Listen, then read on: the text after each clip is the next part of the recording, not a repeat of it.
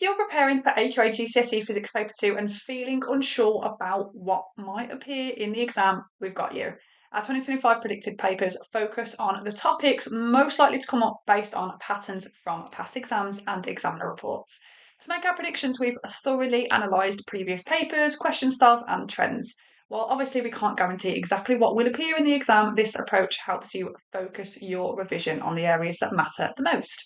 Each predicted paper comes with full exam style questions set to practice under time conditions, along with mark schemes so you can self-assess and kind of refine your technique. New for 2025, we've also got free video walkthroughs led by experienced teachers and examiners. They'll break down how to interpret questions, how to structure your answers clearly and logically, and then, of course, how to avoid those common mistakes that often cost really valuable marks. Now, we really think that using these papers that we've worked really hard on is one of the most effective ways to prepare. You'll become familiar with the exam format, identify any gaps in your knowledge, and learn how to approach questions in a way that matches examiner expectations. Most importantly, regular practice with realistic questions builds your confidence, helping to reduce stress and boost performance on the day of the exam. Now, if you need more support, we've also got our physics masterclasses, which include live revision sessions that walk through challenging topics step by step, workshops that focus on exam technique, and night before exam prep sessions to help you feel as confident as possible walking into the exam room. Now, don't forget, last thing, to take care of yourself. Revision is important, but so is your well-being. Make sure you take regular breaks, stay hydrated, and get enough sleep. Balance is really important. Okay, so always make sure to use the timestamps as we're going to look at separate higher, combined higher, separate foundation, and then combined foundation. So first up, we have our predicted topics for AQA, higher, separate science. So first of all, one key topic is transformers. Transformers are devices that change the voltage of an electrical supply. The transformer equation relates voltage and the number of coils on each side. You've got V, which stands for voltage, N stands for the number of coils, and the letters P and S refer to the primary and secondary coils. There are two types of transformers. Step-up transformers, which increase voltage and have more coils on the secondary coil, and then step-down transformers, which decrease voltage and have fewer coils on the secondary coil. You should also understand ultrasound. These are sound waves with a frequency above 20,000 Hz, too high for humans to hear. Ultrasound has many uses, including medical imaging such as baby scans, industrial testing to detect cracks in materials, and sonar to measure depth underwater.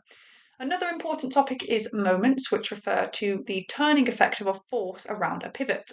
According to the principle of moments, if an object is balanced, the clockwise and anti-clockwise moments are equal.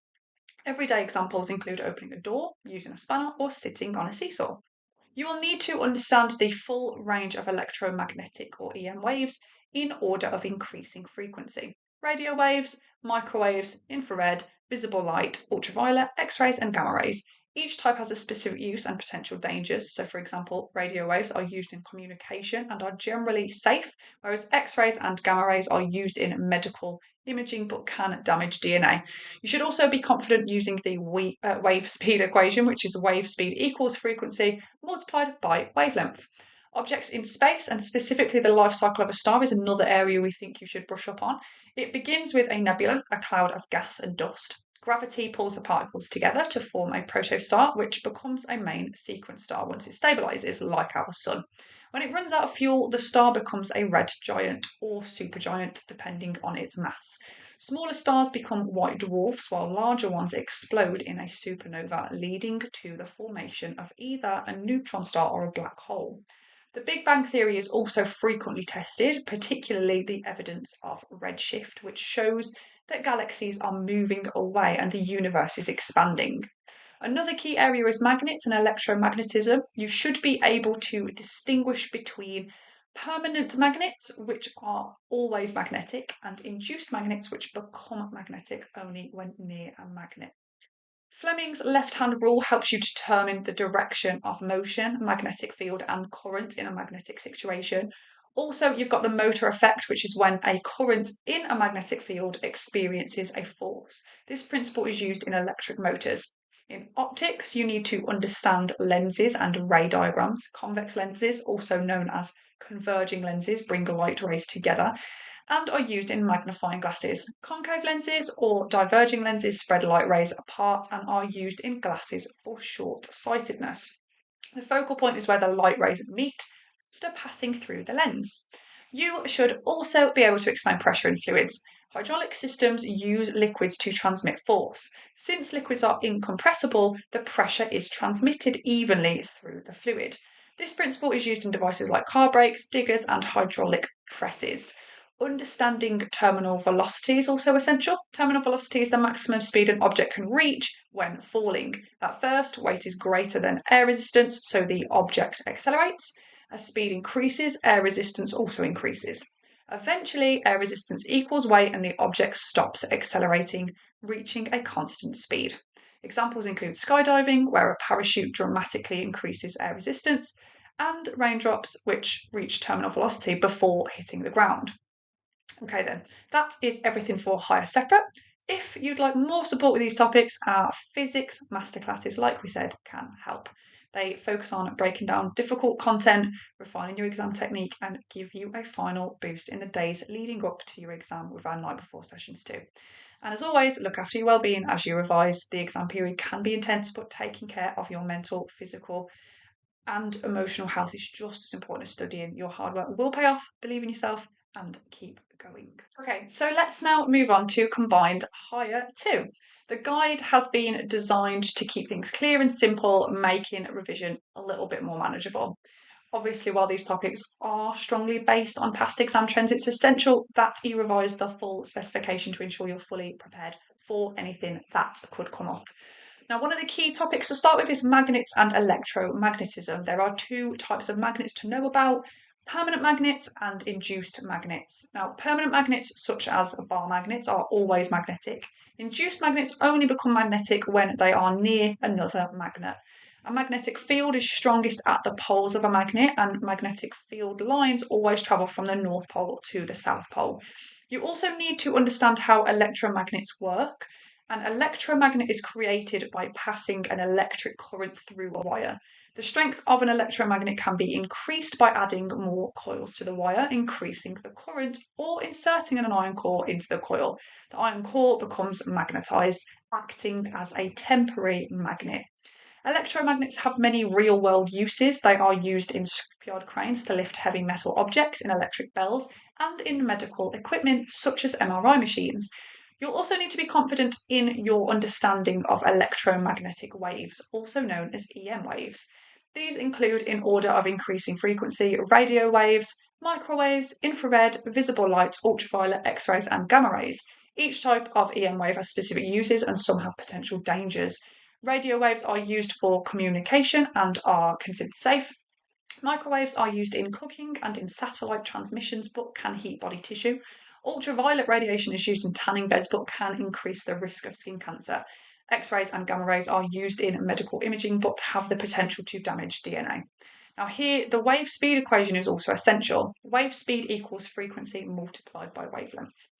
Now, another topic you may encounter is terminal velocity. Terminal velocity is the maximum speed that an object can reach while falling through a fluid such as air.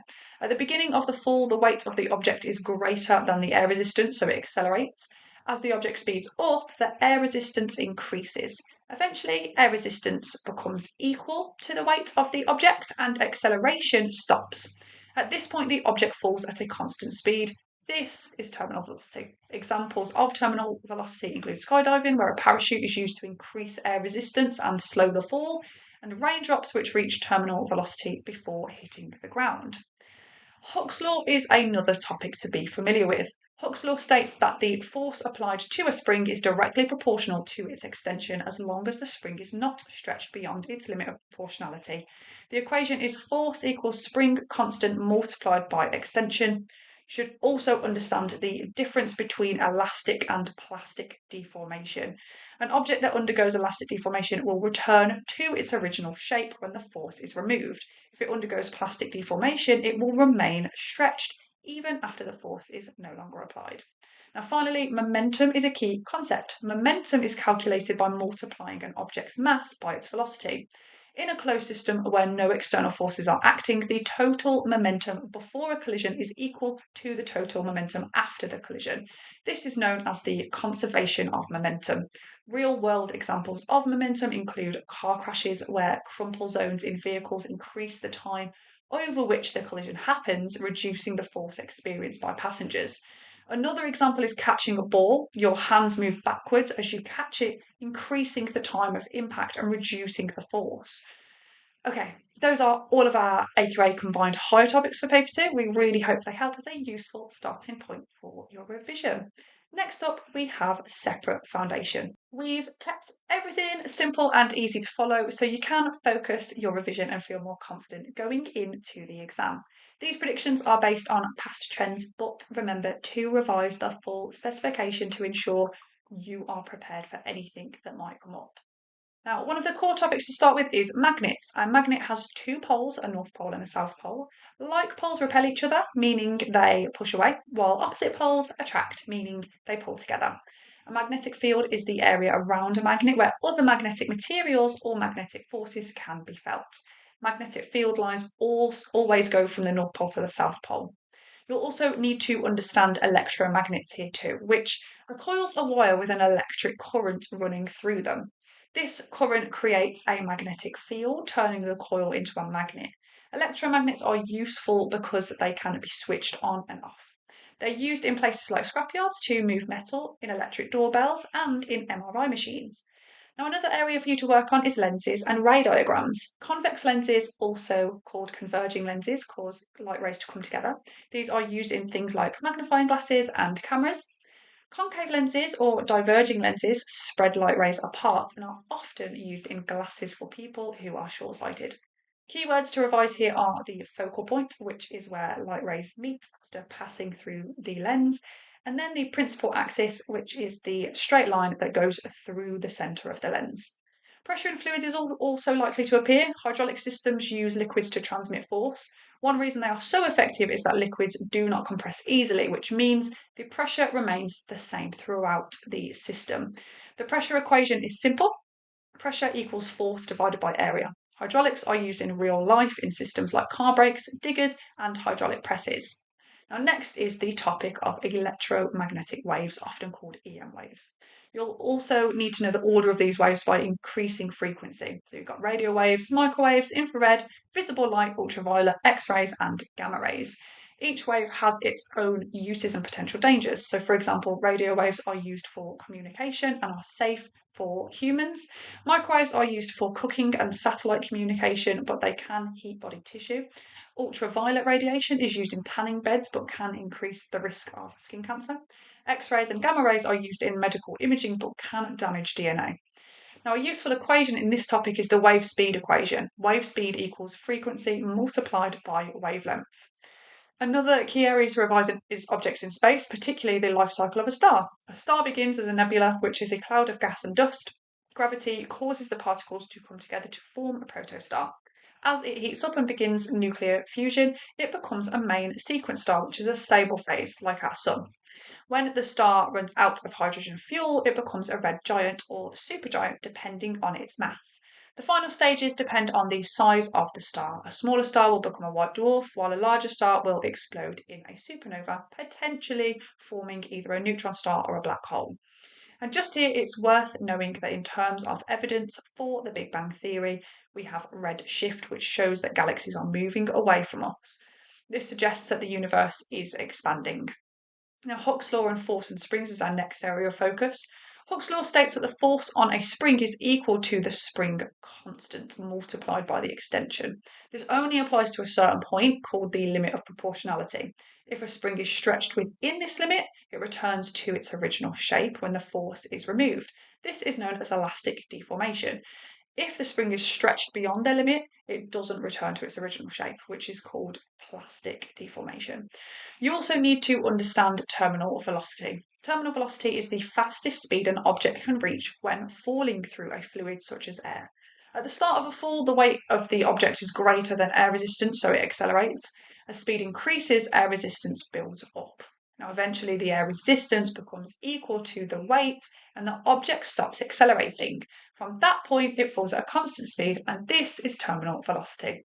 Examples include skydiving, where a parachute increases air resistance and slows the fall, or raindrops, which reach terminal velocity before they hit the ground. Now, nearly there, guys, Newton's law of motion is also important. Newton's first law says that an object will stay still or keep moving at a constant speed unless a force acts on it. This is known as the law of inertia. Newton's second law is written as the equation force equals mass multiplied by acceleration.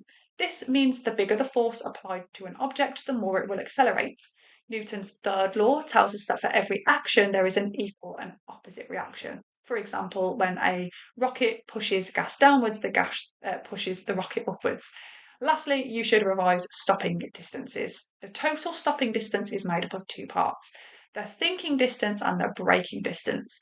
Now, thinking distance is how far you travel before reacting and depends on things like tiredness, distractions, or being under the influence of alcohol or drugs. Braking distance is how far the car travels after the brakes are applied and can be affected by road conditions such as ice or rain, as well as the condition of the brakes or tyres and the weight of the car. Okay, then, that is everything for Foundation Separate. Now, if you feel like you need more help, physics masterclasses are a great way to boost your understanding. These sessions break down tricky topics, teach you exam techniques to help you gain marks, and offer a night before exam prep session to help you walk into the exam with confidence. So make sure, of course, to balance all of this with rest and breaks. That's really, really important. Now, last of all, we have our Foundation combined predictions. As with all the others, they're carefully selected to help you focus your revision on the topics we think are most likely to appear. The guide keeps things simple and accessible, but obviously, I keep saying it's still important to revise the full specification to ensure you're fully prepared for anything the exam may include. So let's start with magnets. A magnet has two poles, a north pole and a south pole. Like poles repel, meaning they push each other away, while opposite poles attract, pulling towards one another. Surrounding every magnet is a magnetic field, which is the invisible area where magnetic forces can be felt. The magnetic field lines always travel from the North Pole to the South Pole. A key concept related to this is electromagnets. An electromagnet is created by passing an electric current through a coil of wire. This generates a magnetic field around the wire, turning it into a magnet. Electromagnets are particularly useful because they can be switched on and off by controlling the current. They are used in a wide range of applications, including scrapyard cranes for lifting metal, electric bells, and MRI machines in hospitals. You should also understand terminal velocity. Terminal velocity is the fastest speed an object can reach while falling through a fluid such as air. At the start of a fall, gravity pulls the object downward while air resistance is relatively small, so the object accelerates. As the object gains speed, air resistance increases. Eventually, the air resistance becomes equal to the object's weight and the forces balance out. When this happens, the object stops accelerating and falls at a constant speed, and this is its terminal velocity. So, for example, skydivers use parachutes to increase air resistance and slow their fall. Similarly, raindrops reach terminal velocity before they hit the ground. Another one of our predicted topics is Newton's law of motion. Newton's first law is also known as the law of inertia. It states that an object will stay at rest or move at a constant speed in a straight line unless acted upon by a force. For example, a car will continue moving until brakes or another force slows it down. Newton's second law explains how force, mass, and acceleration are related. It's written as an equation: force equals mass times acceleration. This means a heavier object requires more force to accelerate. Newton's third law states that for every action, there is an equal and opposite reaction. An example of this is a rocket launching. The rocket pushes gas downwards and the gas pushes the rocket upwards. Next, we have electromagnetic waves, or EM waves. These waves range from low frequency radio waves to high frequency gamma rays. The full order from lowest to highest frequency is radio waves, microwaves, infrared, visible light, ultraviolet, X-rays, and gamma rays. Each of these has different uses and potential dangers. Radio waves are used for communication and are safe. Microwaves are used for cooking and satellite communication but can heat body tissue. Ultraviolet radiation is used in tanning beds but may increase the risk of skin cancer. X-rays and gamma rays are used in medical imaging but can damage DNA. You'll also need to remember the wave speed equation, which is wave speed equals frequency multiplied by wavelength. Okay, next, and we're nearly there, we have Hooke's law, which explains how springs and elastic materials behave under force. According to Hooke's law, the force applied to stretch a spring is equal to the spring constant multiplied by the extension. The law only applies up to the limit of proportionality. Now, if a spring is stretched beyond this point, it enters plastic deformation, where it no longer returns to its original shape. If it stays within the limit, it will return to its original length after the force is removed, and this is called elastic deformation. Now, our last predicted topic is stopping distances. The total stopping distance of a vehicle is made up of two parts, thinking distance and braking distance. Thinking distance is how far the vehicle travels while the driver reacts to a situation. This distance increases if the driver is tired, distracted, for example, by a mobile phone, or under the influence of alcohol or drugs. Braking distance is how far the car travels once the brakes are applied. Braking distance increases in poor conditions such as wet or icy roads, if the car's brakes or tyres are worn out, or if the car is particularly heavy. Right then, those are all of our predictions for AQA GCSE Physics Paper 2. If you're looking for additional support, our physics masterclasses are an excellent resource. They offer live revision sessions that break down complex topics step by step, workshops to improve exam technique, and even last minute sessions the night before your exam to give you a final confidence boost. Now, finally, always remember to take care of yourself during exam season. It's natural to feel the pressure now, but your well-being matters just as much as your grades. Take regular breaks, get plenty of sleep, stay hydrated, and believe in yourself. Every bit of effort you're making now is progress, and you are capable of more than you think. So, very good luck.